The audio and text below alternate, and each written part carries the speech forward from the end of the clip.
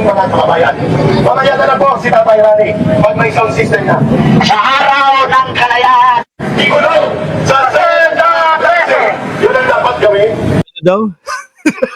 Kakaunti na lang kayo, hindi pa kayo magkaintindihan dyan? Oh. Meron pang gumaganon doon, oh. May nagsa-sign language pa nga, sabi ni Ma'am Neng Gigi, eh. Oh. Hindi po alam na ng mga pulis ang mamamayan.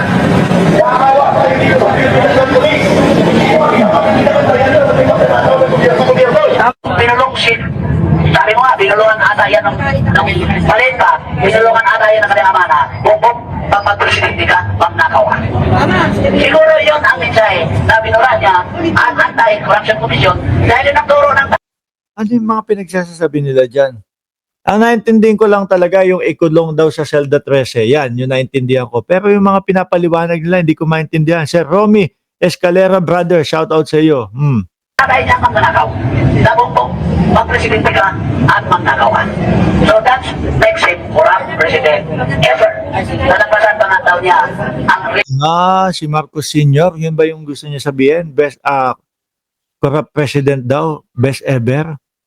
Dati pa kasing dilawan, yang si Panelo, sabi ni Nesitas Takayanagi. Oh. Nakaltag ang mga utak ng mga DDA, ang mga taong.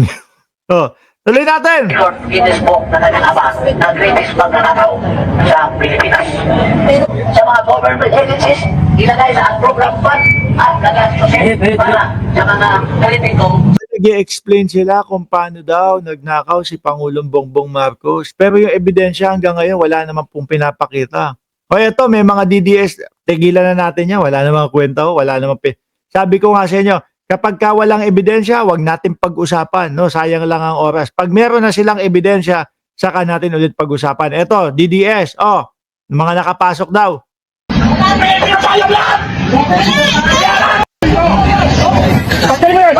Magsusuntukan pa yata, Ito na, nagkagulo na. Nagkagulo na. Ito na. Tensyonado na. Pinapaalis yung DDS. No? Pinapaalis yung DDS kasi nga nanggugulo at nakisali doon sa rally. Tama, walang ebidensya, wag pag-usapan. Sayang lang kasi ang oras natin mga bossing. Biruin mo, pag-uusapan, no? Kapag ka nagtanong tayo, asan ang ebidensya mo? Para meron tayong pagbasehan yung pag-uusapan natin. Wala ipapakita. O paano yun tayo mag-uusap? Kapag kami naman, ang tinanong ninyo, nasan ebidensya nyo kay Sara Duterte para may pagbasehan tayo? Yun, yung mga resibong ipinasa ng DepEd, yung mga resibong pinasa ng Office of the Vice President, doon mismo sa COA, na hinalungkat ng mga congressman at mga nakita yung mga pangalan nung mga Mary Grace Piatos. Meron pag-uusapan. No, sasabihin ng mga DDS, hindi naman totoo yan.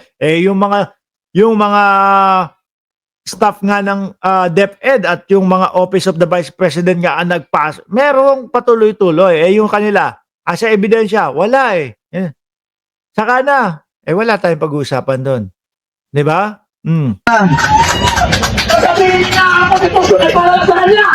Wala po sinabing gano'n. Wala po Pwede tayo lahat! Kaya natin bakit ang konstitusyon ng Pilipinas! Sir, kumuha ka permit kasi bago mas. Talagang nakikirally yung mga DDS.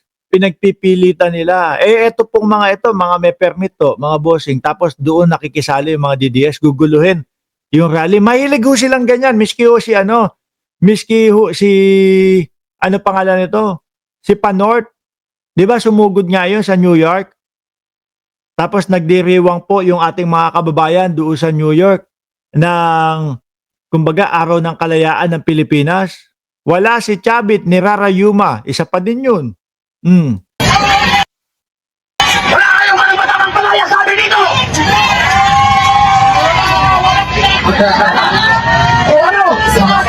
Mga Pilipino tayo! Ay maglalaban niyo sa Sara Duterte! May pagkakalo! 25 million, 11 days, pinastos niya! Sinabi ko na sa kanila ng 125 million ang BBM! Mga nag-aaway.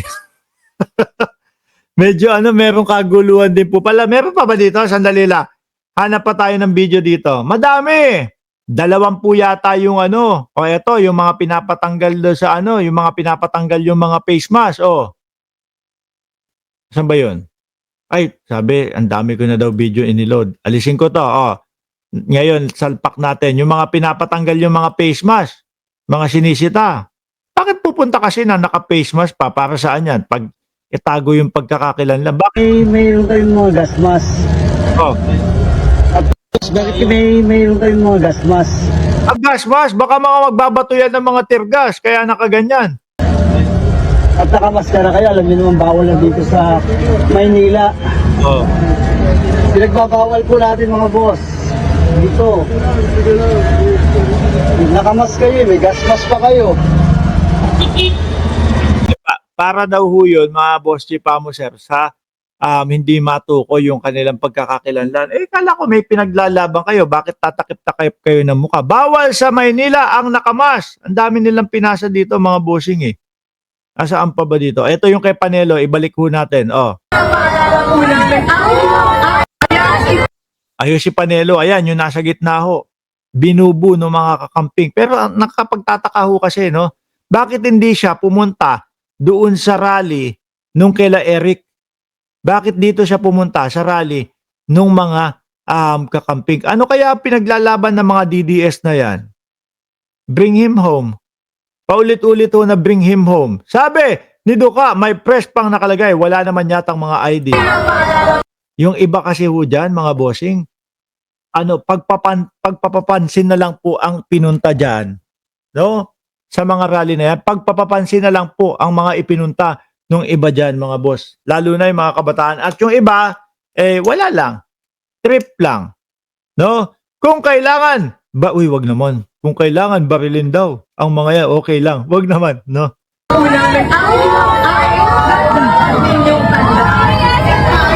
Igalang, ilantad, ibalik, ikulong at ipanalo. Alis tuloy si Panelo. Anyway ho, mga boss Chipamo sir, ipopromote ko lang ho ulit yung Birahan PH, mga kababayan ha. Mamaya po, alam ko nandiyan yung ibang host natin, si Takeru Miyamoto, si Banat Boy, sino ba yun? Si Boss Nyolo at si Banat Boy, si Takeru at si Nyolo. At kasama din po ang inyong lingkod, mga boss Chipamo sir. Kaya po, huwag niyong kalimutan na i-like, i-subscribe, and i-share po yung mga video natin. At ilan na ba tayo dyan? Kung di ako nagkakamali, 15,000 mahigit na ho tayo. Guess mo, Sir Mark, si Panelo sa Birahan. Naku po, baka umiyak yan. 15,400 na po tayo dyan sa Birahan PH. Malaki na ang gastos ni Chavit. Tapos makukulong pa, no?